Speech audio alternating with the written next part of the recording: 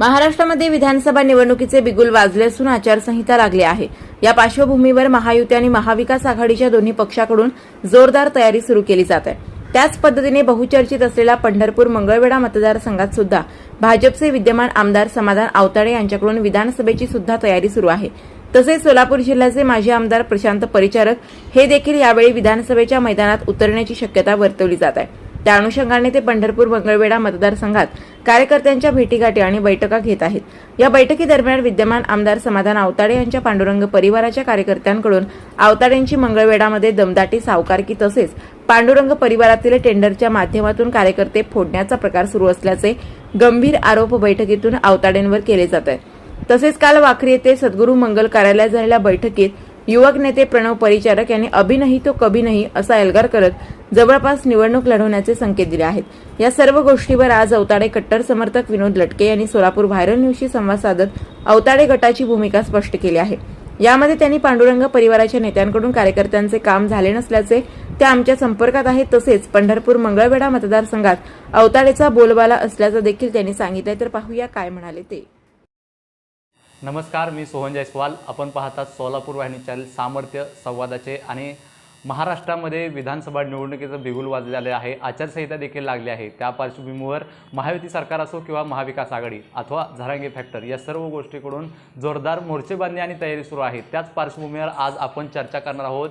आवताडे कट्टर समर्थक विनोदजी लटके सर यांच्याशी आपण संवाद साधणार आहोत की येणाऱ्या काळामध्ये त्यांची भूमिका काय राहणार आहे, कारण की ते महायुती म्हणजेच बीजेपी पक्षाच्या भाजपच्या पक्षाच्या वतीने ते पुन्हा एकदा आमदार समाधान आवताडे हे मैदानात उतरणार आहेत। सर, काय सांगू शकाल ज्या पद्धतीने आता विधानसभेचं बिगुल वाजलेलं आहे, आमदार आवताडे हे पुन्हा मैदान दिसणार आहेत, तुम्ही कट्टर समर्थक आहात, काय वाटतं? आम्ही निश्चितच विधानसभा ही लढणार आहे, कारण की परवा ज्यावेळेस आम्ही शेतकरी मेळावा घेतला, म्हणजे 24 गावचा पाणी उपसा सिंचन असेल किंवा MIDCचा असेल किंवा तामदर्डी बंधाराचा, त्यावेळेस जो भूमिपूजनचा सोहळा झाला होता, त्यासाठी महाराष्ट्राचे लोकप्रिय उपमुख्यमंत्री देवेंद्र फडणवीस साहेब हे मंगळवेढ्याला आले असता त्यांनी आमदार समाधानदादा आवताडे यांना येणाऱ्या विधानसभेची पंढरपूर मंगळवेढा विधानसभेची उमेदवारी त्यांनी देण्याचे संकेत दिले होते। त्यामुळे आम्ही तयारीला लागलेलो आहे आणि आमची बऱ्यापैकी तयारी पूर्ण झालेली आहे। त्यामुळे आम्ही ही विधानसभा भाजपच्या चिन्हावर लढणार आहे। मागच्या वेळी तुम्ही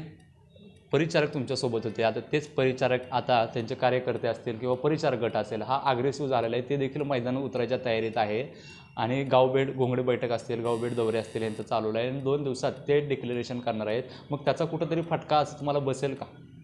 अजून परिचारक गटाची भूमिका जाहीर झालेली नाही, परंतु जरी परिचारक गटाने वेगळा निर्णय जरी घेतला तरीसुद्धा याचा काही आमच्या आवताडे गटावर किंवा भाजप पक्षावर कोणताही परिणाम होणार नाही, कारण की आमची पूर्ण यंत्रणा ही तयार आहे। आणि आमच्या आमदार साहेबांनी पंढरपूर मंगळवेढाच्या आपले जे लोकप्रिय आमदार आहेत समाधानदादा आवताडे साहेबांनी कामं बरीचशी केली असल्यामुळे त्या कामाच्या जोरावर आणि जनतेच्या जोरावर आमदार साहेब हे विधानसभा निश्चितपणाने जिंकणार आहेत। आता तुम्ही विकास कामाचं बोलत आहे, मात्र दुसरीकडे परिचारक समर्थक असतील किंवा युवक नेते काल प्रणव परिचारक यांनी देखील एल्गार केला आहे की अभी नाही तो कभी नाही, कारण की मागच्या 1 वर्षापूर्वी असं बरंच पुलाखालून पाणी वाहिले असं देखील बोललं जातं आहे। म्हणजे आवताडे आणि परिचारक एकत्रित असताना हा सुप्त संघर्ष का पाहायला लागतोय, काय सांगू शकाल? कसं असतं राजकारणामध्ये, आणि कारण की लोकशाहीमध्ये प्रत्येकाला लढायचा हा अधिकार असतो, त्यामुळे त्यांच्या कार्यकर्त्यांची परिचारकांच्या कार्यकर्त्यांची इच्छा आहे की प्रशांत मालक हे आमदार व्हावेत, ते त्यांच्या ठिकाणी बरोबर आहेत। आणि आमचीसुद्धा इच्छा आहे की समाधानदादा मागच्या वेळेस आमदार होते, आता ह्या वेळेस पण ते निवडणूक लढणार आणि जिंकणार, पण आता आम्हाला असं वाटतं आहे की आमदार समाधानदादा आवताडे आता नामदार व्हावे आणि त्यांनी मंत्री व्हावं। त्यासाठी आम्ही सर्व कार्यकर्ते जीवाचं रान करून त्यांना परत एकदा आमदारही करणार आणि देवेंद्र फडणवीस साहेब त्यांना मंत्रीही करणार। आता तुम्ही ज्या पद्धतीने आवताडेची दडपशाही आणि परिचारकाचे कार्यकर्ते हे आवताडे फोडत असल्याचा गंभीर आरोप बैठकीतून केला जातोय, या सर्व गोष्टीकडे कशा प्रकारे पाहता? नाही, असं काही आवताडे गटाकडनं झालेलं नाही, आणि जर तसं झाले असेल तर त्यांनी प्रूफ करावं की बाबा आम्ही आवताडे गटाच्या कार्यकर्त्यांनी परिचारक गटाचे कार्यकर्ते फोडलेले आहेत। जर एखाद्या नेत्याचं की जर काही गोष्टी खटकल्या कार्यकर्त्याला किंवा कार्यकर्त्याची कामं जर त्या नेत्यांनी केली नसतील तर तो कार्यकर्ता दुसऱ्या नेत्याकडे जातो की ज्या नेत्याकडून माझं काम होईल त्यासाठी तो दुसऱ्या नेत्याकडं जातो आणि आम्ही कोणत्याही कार्यकर्त्याला फोडायचं काम केलेलं नाही. त्यांच्याकडून काही कामं झाली नसतील म्हणून ते कार्यकर्ते आम्हाला भेटले असतील किंवा आमचं काम करत असतील. जर ही विधानसभा लढली नाही तर गट संपुष्टात येईल अशी देखील चर्चा आहे आणि तेही अवताडेमुळे. तो त्यांचा प्रश्न आहे की गट त्यांचा अडचणीत येतोय का काय येतो हा तो त्या पार्टीचा विषय आहे. तो त्यामध्ये आम्हाला काही देणं घेणं नाही ना. त्यांचा गट फुटतोय का वाढतोय त्याशी आम्हाला देणं घेणं नाही.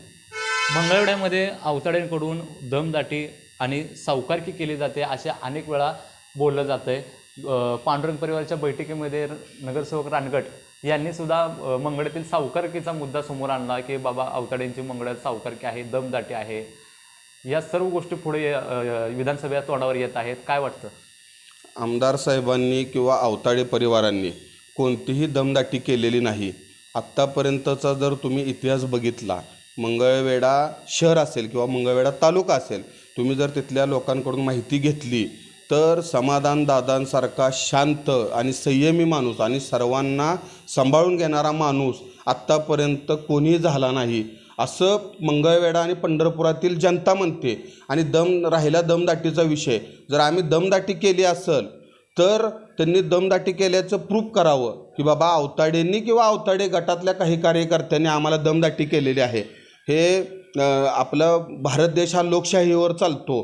इथं डॉक्टर बाबासाहेब आंबेडकरांनी संविधान लिहिलेलं आहे. जर एखाद्या व्यक्तीवर अन्याय अत्याचार होत असेल तर त्याला वाचा फोडण्यासाठी किंवा त्यांच्यावर जो झालेला अन्याय आहे तो दूर करण्यासाठी आपल्या इथं कायदे आहेत. त्यांनी कायद्याचा आधार घ्यावा आणि जर तसं आमच्याकडून होत असेल तर त्यांनी ती प्रूफ करावं आणि कायद्याच्या आधारावर आम्हाला जी होईल ती शिक्षा भोगायला आम्ही तयार आहे.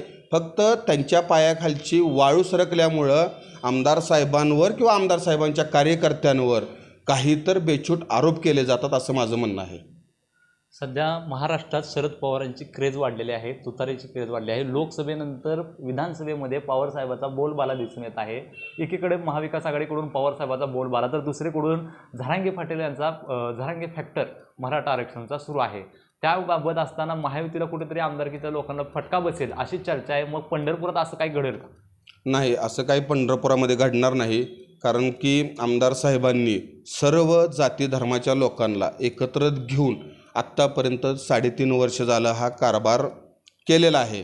पंढरपूर मंगळवेढा मतदारसंघामधील सर्व जाती धर्माची जी लोकं आहेत ते आमदार साहेबांना मानतात आणि त्यांचं आमदार साहेबांवर प्रेम आहे. कारण की आमदार साहेबांचं कामाची पद्धत असेल किंवा आलेल्या लोकांना जे लोक समाधानदादांना भेटायला येतात त्या लोकांना कोणत्याही लोकांना आमदार साहेबांनी कधीही नाराज केलेलं नाही. त्यांची प्रत्येक कामं मार्गी लावलेली आहेत. त्यामुळे पंढरपुरामध्ये किंवा मंगळवेढा तालुका ह्या दोन्ही तालुक्यामध्ये समाधानदादांचाच बोलबाला आहे आणि कोणत्याही परिस्थितीमध्ये समाधानदादाच आमदार होणार आहेत.